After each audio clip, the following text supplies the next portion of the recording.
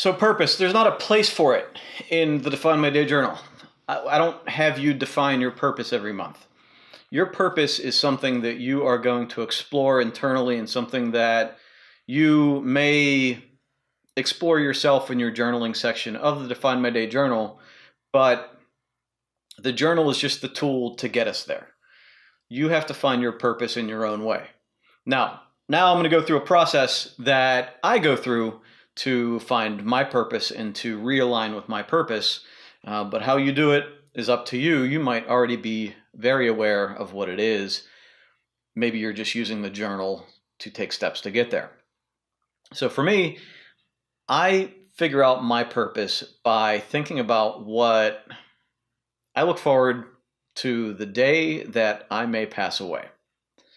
You know, there was someone that that interviewed a lot of people that were in hospice care and asked, you know, what they heard from people in hospice, and one of the biggest things was regret that they didn't do what they wanted to do in their lives, and they didn't accomplish what they wanted to accomplish. They didn't tell the people that they loved them, or didn't spend enough time with them. And my biggest fear is that I will have regret when I am about to pass away. And I don't want to feel that way. I want to feel I lived my life with the best of intentions, that I accomplished everything that I wanted to accomplish and experienced what I wanted to experience. So I take the time to think forward, not too often, but once in a while I try to do this to realign myself. And I think forward to that day when I'm looking around, you know, in my bed, deathbed. Sounds morbid, I know. But as I'm looking around, who's around me? What experiences are we, recollecting? What do I feel most accomplished in doing? You know, what does life look like when I'm looking back over all of it? Or if somebody's doing a eulogy for me, you know, what are they talking about? What is that? And those are the things that, the things that I'm most proud of, and the things that I'm going to regret not doing. I'm thinking about that when I'm trying to align my current actions. Am I doing today what is going to take me toward that moment of feeling satisfied in knowing that I lived my best life and I'm leaving my family with the best legacy that I possibly could? Now, I bring it forward a little bit, or a lot, hopefully. I bring it forward to the 10-year from now version of me. So, currently I'm 40. I look ahead to 50-year-old me. What is that person currently doing? And what is my life at that point? Where am I living? What job do I have? Who am I speaking with on a regular basis? What is my family doing? Where have I been? Where do I plan on going? What kind of car do I drive? You can take it down to the smallest little detail. And all of that builds this picture of where I most want to be in 10 years. And I bring that forward to today. What did 50-year-old me have to be doing today to get to that point in time? And what am I doing today that's wasting my time?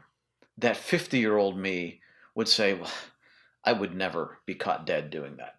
I would never be, watching a TV show when I know I need to do this work. I would never be doing this instead of spending time with my kids. I would never be, whatever, wasting my time doing this rather than reading a book or learning. What do I need to learn to move forward to be that 50-year-old version of me that is the best version of me? And I think when a lot of people think about this, when you bring it forward and you think, okay, I got to read, I got to stop watching TV, I got to do all this stuff. If you feel you have to do that, or if you feel that I'm telling you have to do that, and you're rejecting it, you have to think of, this. I'm only encouraging you to be the person that you most want to be. So if you don't want to be that person, then you don't have to do the stuff we're talking about. If you do want to be that person, there's hard work now that has to be done to get to that point in time. We have to put off what we want now to get what we want in the future. Otherwise, things don't change. Otherwise, we're going to be stuck in the same place. And 10 years from now, we're going to be thinking about all the things we could have done and all the steps we could have taken. So I'm talking about today with the Define My Day journal, taking those small steps toward that ideal you in the future. We don't need to take gigantic leaps. We don't need to change our lives in a big way. We need to start taking small steps. What do we need to learn? What do we need to change? What do we need to stop doing? What habits do we need to get into to get more efficiency so that we focus on what is most important? And again, what is most important to you varies depending on what your purpose is. Your purpose could be the best employee. Your purpose could be to own your own business. Your purpose could be to change other people's lives. Your purpose could be to be the best parent possible. And when you bring that to what you're doing today, are your current actions aligning with that purpose? And if they're not, what needs to change?